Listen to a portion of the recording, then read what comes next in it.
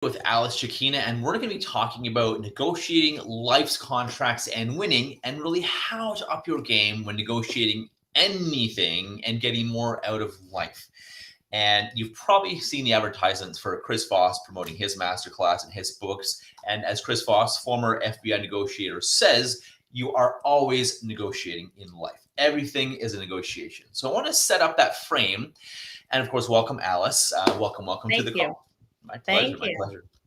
You got it. So Alice does a lot of really cool things. She is a mediator, and also she teaches negotiation. And so we'll have her talk a little more about that at the end. But first, want to get into the good stuff, of course, and talk about, again, negotiating life's contracts. We're always negotiating, whether it's with your kids, your boss, your clients, your husband, your wife, your spouse, your everything, your friends, right? Let's go see this movie. Well, I want to see this movie instead. We're always negotiating. So welcome, Alice. Welcome. What would be like a number one tip you usually give people if they say, how do I either win more negotiations or become more confident negotiating? What would you say to people out of curiosity? So, one of the things that I like to talk about is finding the interests, everyone's interests, right? So if you and I are in some kind of a negotiation and I'm going to give myself advice is to find out what is it that motivates James? Okay. What things are of interest to him? What things are important to him?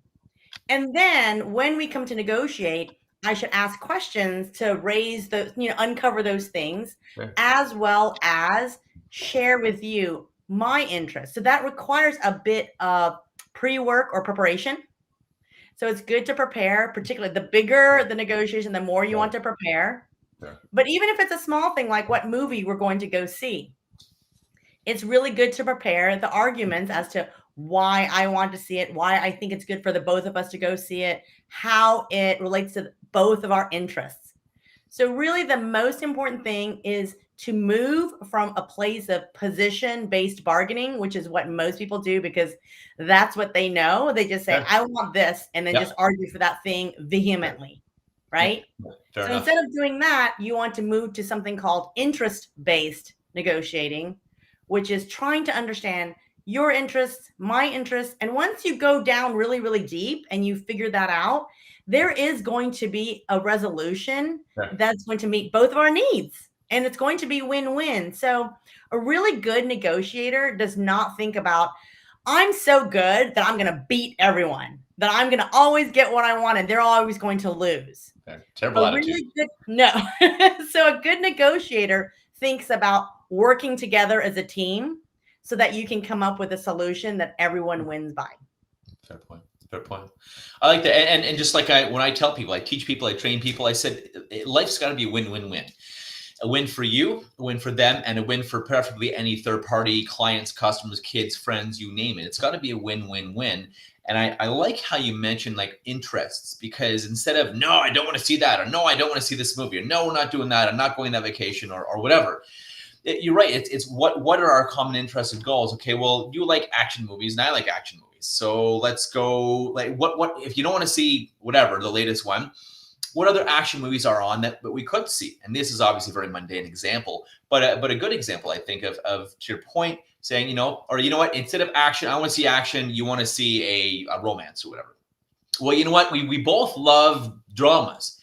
What is a drama that's on versus, you're right, each people screaming to get their own way and bashing heads, and that's why things don't work. And this is, again, a metaphor, obviously, for business, for life, for work, for negotiating with clients or teammates or bosses or spouses or friends or anything in life. Very cool. What would be another big tip in terms of, I'll say, winning at negotiating, like not winning and having them win too versus win-lose? What would be a winning tip or a best practice as well to have both? One of the things is not winning, but it leads to winning, right? Is to actually, so once you start to get used to negotiating and you learn some of the strategies and some of the tools, really the way to win and the way to see opportunities where you can negotiate is really just to start negotiating more. If you consider yourself a kind of person who you say, I don't really negotiate that often, It's because you have not explored all the opportunities that are all around you. I mean, there are opportunities everywhere, and every single thing can be negotiated and renegotiated, Yeah, true. right? That's true. I like that. And Say that again. Say the renegotiation thing again, please, so people can everything really hear can it. be negotiated and it can also be renegotiated, Yes. right? And I do this all the time with my kids. We have a very peaceful house. I've got 2 teenage boys. And because I renegotiate and renegotiate, we're able to keep the peace and Mm, things get done, very right? cool. Because instead of having a punitive household where I say, well, you said you're going to do this and you didn't, therefore I'm putting a punishment or a consequence, more frequently I will renegotiate it so I still feel like it's a win-win. I want both parties to always feel like it's a win-win as opposed to like, you didn't do what I wanted to do, therefore I'm throwing down a consequence. Yeah. So as Okay. much as you can try to negotiate and renegotiate, I mean, I see it all the time in landlord tenants, right? You sign a lease. Yeah.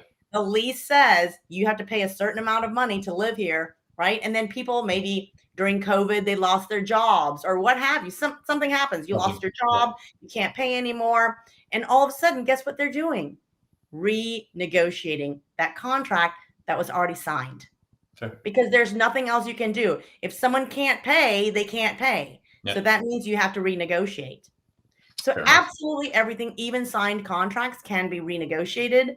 I mediate a lot of breach of contract cases, and guess what Right. that is?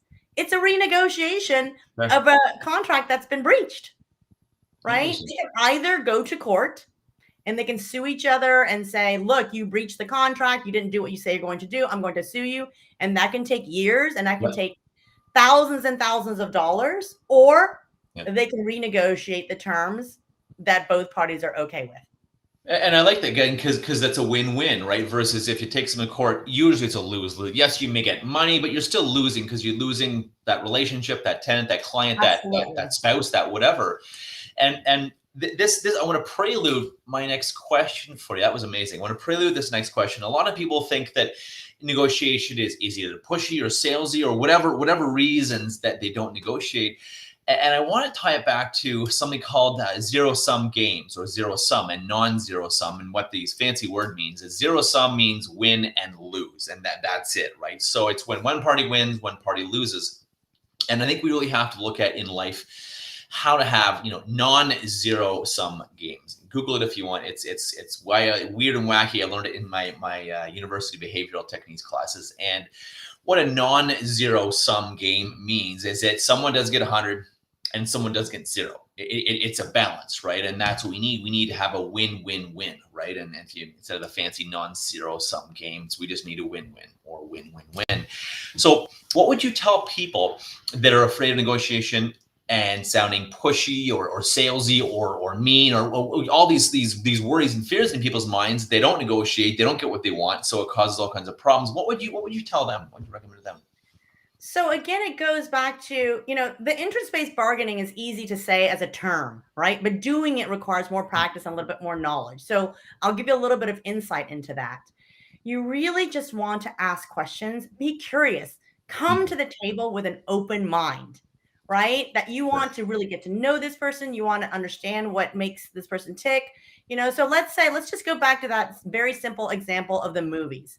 And I might say, James, can you tell me why it's really important for you to see this movie? And you might say something like, it's won an Academy Award, or it has my favorite actor, or it's playing just down the street and I don't want to drive very far away, right? So when people are saying, well, I don't really want to negotiate, negotiation should be about curiosity. I like that. Be curious and ask a lot of questions, because when you ask a lot of questions, you cannot look pushy if you're curiously interested, right? If you True. really want to know more about the other person. And then as you progress in that conversation, you will eventually be able to come to a place where you say, how about we do this? Right? Okay, James, so you want to see this actor. There's another movie with the same actor, and it also, was up for the Academy Awards, and we haven't seen it. I would be more interested in seeing that. Would that be of interest to you? Could we compromise that way? So the idea of coming to a win-win starts to surface when you ask the appropriate number of questions. And more often than not, people are not asking enough questions. True. They ask a small amount and then they try to resolve it. And I'm saying dive deeper with more questions, be more curious, and then use your creative brainstorming to come up with a solution that works for everyone. I like that. I like it a lot, actually. One of my old mentors used to say, be interested and focus on being interested than interesting. Because, people really don't care. They want what's in it for them. And if we're trying to show off, and it can often turn people off, right? And there's some people that do it, but to your point, whether it's a date, a first date, be interested versus interesting. I'm sure you would agree that would work too for a man or a woman, right? Yes. And for client sales, for a movie with a friend, whatever kind of problems, or again, a client tenant issue, or a client vendor issue for entrepreneurs, or if it's a corporate people, they're the clients and themselves, or the company and clients. To your point, renegotiate and figure out, okay, how do we come up with a win-win-win? That way, my clients love me, people love me, we stay in touch, we stay friendly, we both win. You don't lose a client or a tenant or a spouse or a date or whatever, but also you are happy with the result too. I love that you said that. And again, I think it's important to ask, because asking more questions, it's certainly not going to lead you wrong. Right? Asking more questions, finding more information, you do better because you have more information with the answers. Yes, it does two things, right? I always like to call it an investigation. Like, go investigate, but you don't want to be investigatory with that attitude. Or interrogation. Exactly. You want to investigate versus not interrogate. Exactly, but you want to get more information. Then, if you do it the right way, the other thing that happens is this: rapport building. You build rapport. You start to understand each other and say, oh my gosh, now I understand what's making James tick. Now I can come up with more solutions because I'm better informed about you and your interests, right? So particularly in sales, how many times have we seen when people say, this is what I have to offer. Our products do X, Y, and Z. Our services can do X, Y, and Z for you. But they never ask, like, what are your pain points? What do you need help with? How can I help you? What is the problem, right? Where do you feel like you're struggling? And just ask a lot of questions about that. And as you ask those questions, you will be able to tailor your conversation so that it's just a conversation. It's not a sales pitch. Yeah. Right? And to your point, a lot of people hate sales or loathe sales or avoid sales or procrastinate on sales or whatever. Because they think it's interrogation. I got to sell this or push this thing. No wonder it's not enjoyable. Be curious, be introspective, get them some ahas, some learnings, give them some value, ask great questions. And if you need clarification, ask clarification. I agree with you. And that's why my sales ability is transformed, because I like asking people questions. What's at risk and what's the cost of doing this versus not? What are the opportunity costs? What do you need? What do you not need? What's working? What's not working? What the heck do you want in your life? What do you want to achieve? And then it's interesting and exciting, and to your point, rapport building, because wow, they're really interested in me and what I have to say, and I'm enjoying this conversation. And remember too, guys, people love talking about themselves. So if you ask and you listen and you're present, you'll build massive trust and rapport and credibility. So I love that you did bring that up as well. What are some other techniques that are powerful to think, remember, whether you're negotiating a job, a new client, a movie, a raise, a promotion, a vendor, or again, a movie, or wedding venue? Sure. I have a few. So regarding, like, a lot of times people say, well, how can I negotiate money if we are stuck? I recently had someone call me and say, oh, we're stuck with the money. I don't want to pay this much. She wants more, etc. Right? And the more bargaining chips that you can think about, right? So it might not be apparent. At first, it looks like the only thing we're bargaining is money. Well, no. You want to come up with multiple sources, things that you can bargain. You have a better chance of resolving it. The easiest thing, if you can't think of anything and you're just negotiating money, the easiest partner to money is time. And people don't usually think about that. True. Right? So you might be asking me for a certain amount of money for whatever it is. And I might say, well, I can't afford your services. Therefore, the answer is no. Well, you don't have to take that answer. you can actually find out, are you really interested? What's really Is it really a true concern that you don't have the money, but you really want my services? And then you might say, what works for you if we push out a payment plan? Yeah. Payment plan is totally legitimate, right? And you can still earn that money or whatever exchange for services or what have you, right?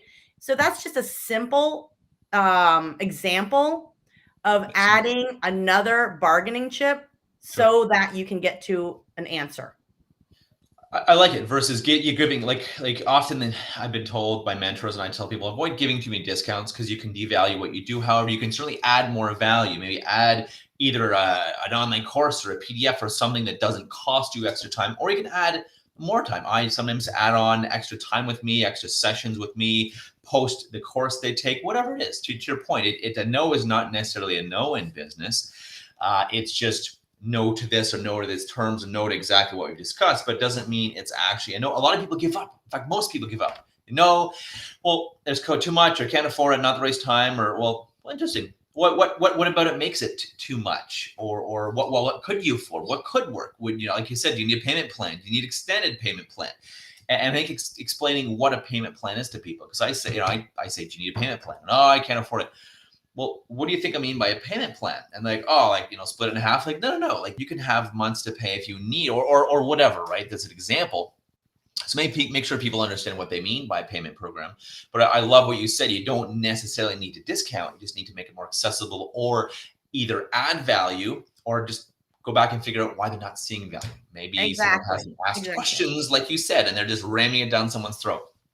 Or even if maybe they do see the value, but and for some reason they're still not signing up, you want to ask those questions to find out, as Chris Voss likes to teach, what is the black swan, right? What is that piece of information that is hidden that will help you resolve the issue?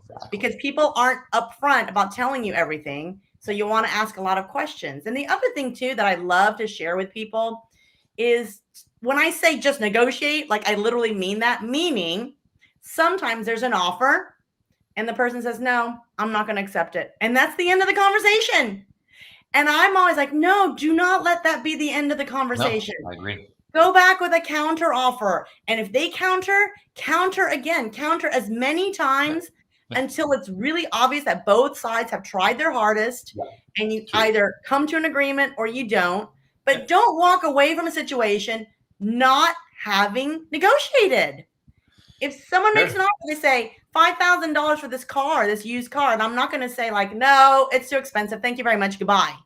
No, I'm going to say, well, would you take like $4,000 because that's what I would like to pay, right? And they might say, well, I won't take $4,000, but maybe $4,800, and we go back and forth.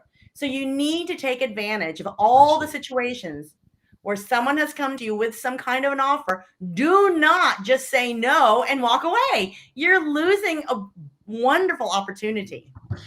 And exactly, it's like I liken it to tennis. It's like you hit it back and forth versus they hit one ball. Oh, I missed it. Crap. I guess the tournament's over. No, that's not what happened. The tournament is not over. You start again, do again, hit the ball back and forth, and see what happens. To your point, unless you're absolutely sure there's nothing you can agree on or work out, or maybe who knows, maybe.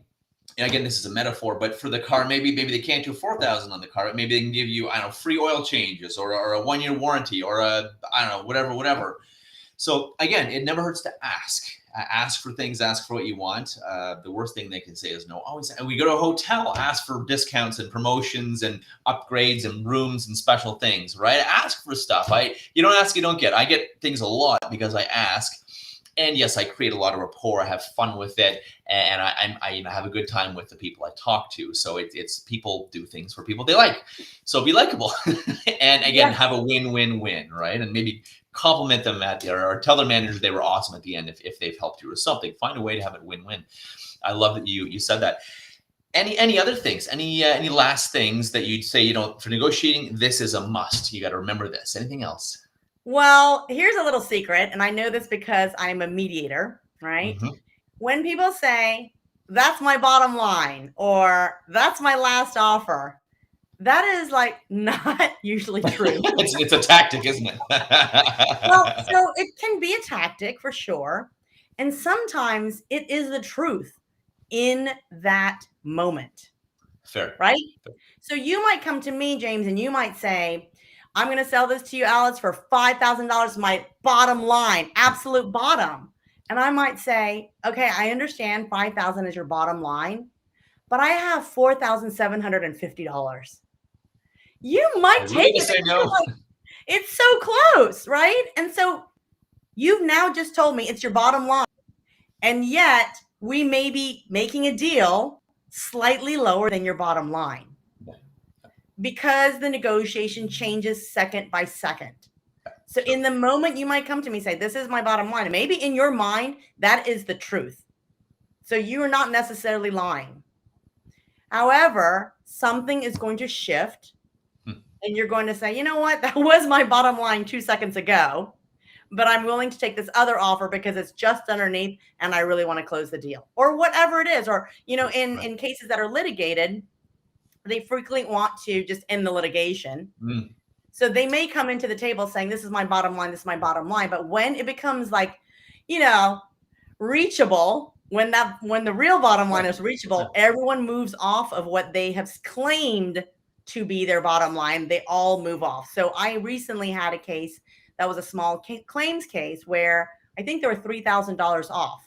Like the bottom lines of everyone was about $3,000 apart from each other. And one person slightly moved down and all of a sudden the other person slightly moved up. And we reached an agreement, which was beyond both parties' bottom lines.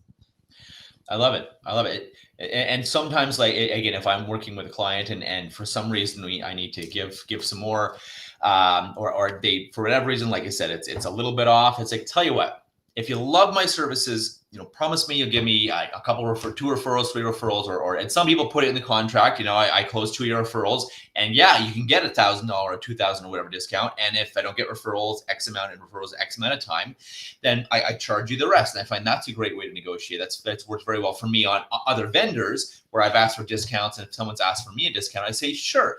We put in the contract, so it's nice and legal. And yes, you send me 2 referrals that buy, absolutely, I'll give you $1,000 off now. And then if I don't have 2 referrals within X amount of time, then I just charge the difference. And that's, again, it's a great way to negotiate. Like you said, there's never a no. It's just be creative and be interested. Like you said, I think that's amazing advice. And you know, the bottom line is not always bottom line. Ask. You don't ask, you don't get, right? So exactly. We always got to ask. In life, ask for everything.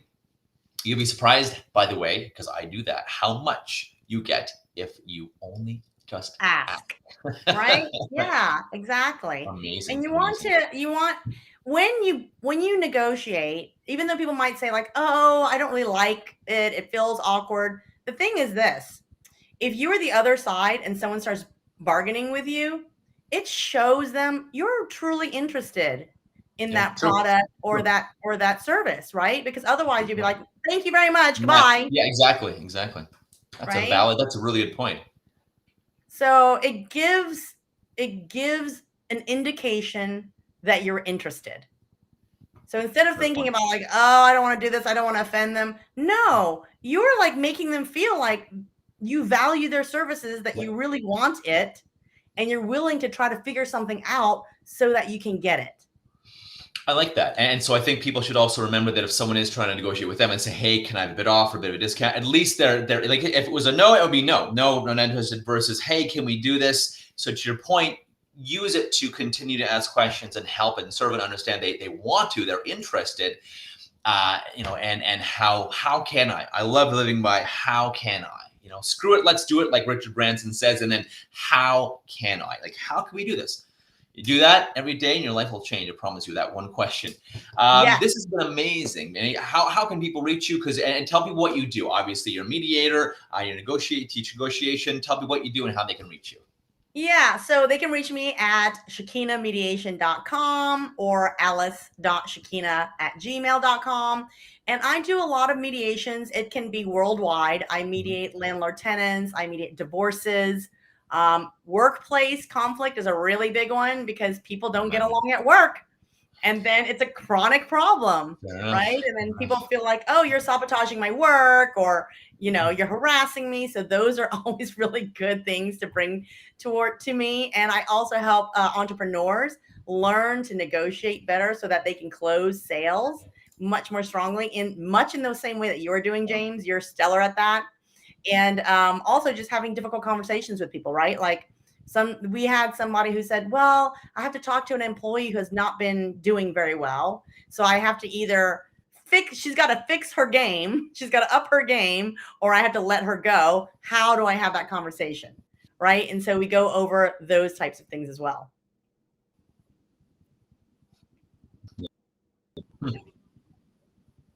Very cool. Very cool. Well, everyone, Al Chiquina, thank you for joining today. This has been fun, and I appreciate your time. Thanks for joining us and giving people some tips today.